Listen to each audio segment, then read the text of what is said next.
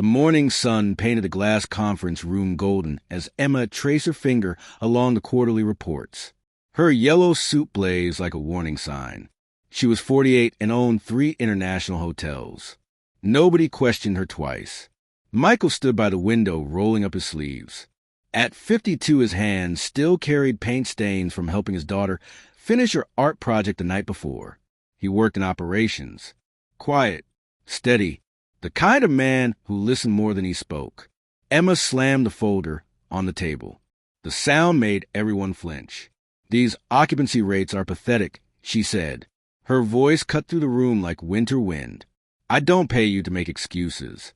I pay you to deliver results." The marketing director tried to explain about seasonal trends, but Emma raised one hand. Silence fell instantly. "I don't want to hear it," she continued. "Fix it or find another job." Meeting adjourned.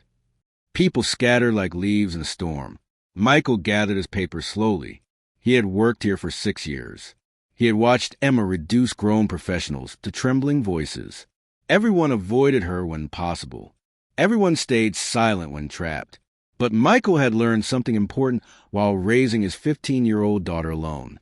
Sometimes silence causes more harm than speaking up. The next morning, Emma stood in the lobby inspecting everything with sharp eyes. A young receptionist fumbled with the phone system. Emma stepped closer. "Are you incapable of basic tasks?" Emma asked coldly. "This is humiliating to watch." The receptionist was maybe 23. Her hands shook. Tears gathered at the corners of her eyes. Michael happened to be walking past with maintenance reports. He stopped. "Excuse me," he said quietly. Emma turned. Her expression said she didn't appreciate interruptions.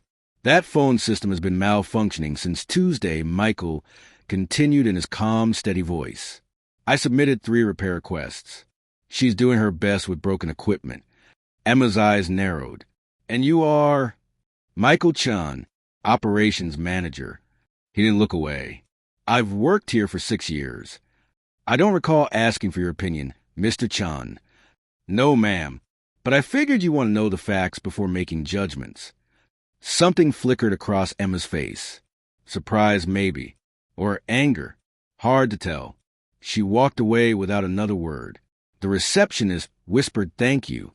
Michael just nodded and continued his office. But that wasn't the end. 3 days later, Emma called a department head meeting. Budgets were tight.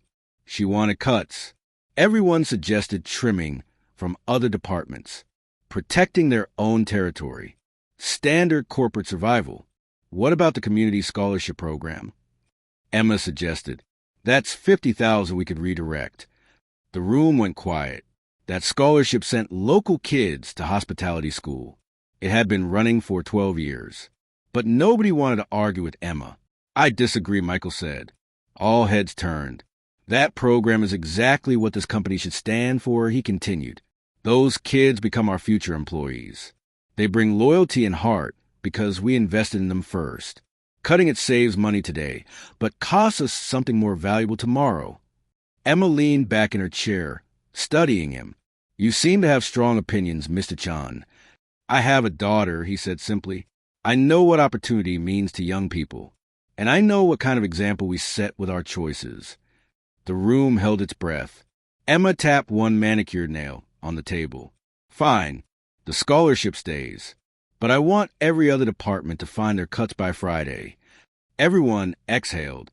After the meeting, Emma's assistant caught Michael in the hallway. "Ms. Emma wants to see you. Her office, 4 o'clock. Michael spent the afternoon wondering if he had just worked his last day. But at 4 o'clock sharp, he knocked on her door.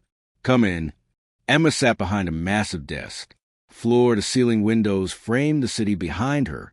She looked powerful, untouchable. "Sit down," she said. He sat. "You're either very brave or very stupid," Emma began. "Nobody contradicts me." "Not twice."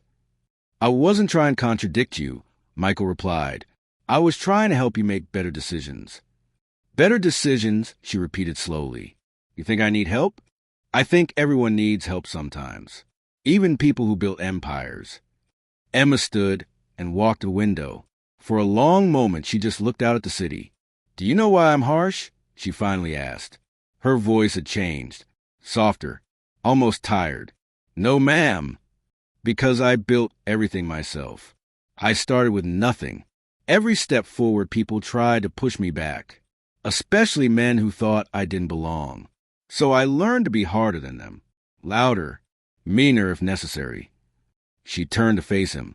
But somewhere along the way, I forgot how to be anything else. I forgot that strength doesn't always mean force. Michael stayed quiet. Sometimes the best thing you could offer was listening. You remind me of someone, Emma continued. My father, he was a carpenter. Gentle man. He died when I was 25, right before I started my first business. I wish he could have seen what I built, but I also wonder what he would think of who I became while building it. It's never too late to change, Michael said. My daughter taught me that. After my wife died, I was angry at the world for 2 years. My daughter was only 8. One day she asked me why I stopped smiling. That question changed everything. Emma returned to her desk. She pulled out a folder. Your performance reviews are exceptional. Your team respects you. Guests request you by name when problems arise. She slid the folder across. I'm promoting you to general manager. This hotel needs someone who leads with wisdom, not just authority. Michael stared at the folder. And I need someone who isn't afraid to tell me when I'm wrong, Emma added. That's apparently very rare. Over the following months, something shifted. Emma still had high standards, still demanded excellence. But she started asking questions instead of making accusations. She learned names. She said thank you. The staff noticed. Tension lifted like fog burning off. One evening, Michael found Emma in the lobby watching the receptionist help an elderly couple with directions. She was smiling, actually smiling. You were right, Emma said when she noticed Michael. About kindness being strength. It's harder than being harsh. It takes more courage. My daughter says being soft in a hard world is the bravest thing anyone can do, Michael replied. Emma nodded. I'd like to meet her sometime. Your daughter. She sounds wise. She like that. She's been asking about the scary lady in yellow who runs my hotel. Emma laughed. Actually laughed. Scary lady in yellow. That's perfect. They stood together, watching the lobby come alive with evening guests. People checking in, heading to dinner, starting little adventures. Thank you, Michael, Emma said quietly, for standing your ground, for reminding me that success means nothing if you lose yourself achieving it. Thank you for listening, he replied. The woman in yellow wasn't scary anymore. She was just Emma, still powerful, still brilliant, but finally learning that the strongest walls we build aren't made of stone. They're made of fear, and sometimes it takes one quiet voice to show us how to tear them down.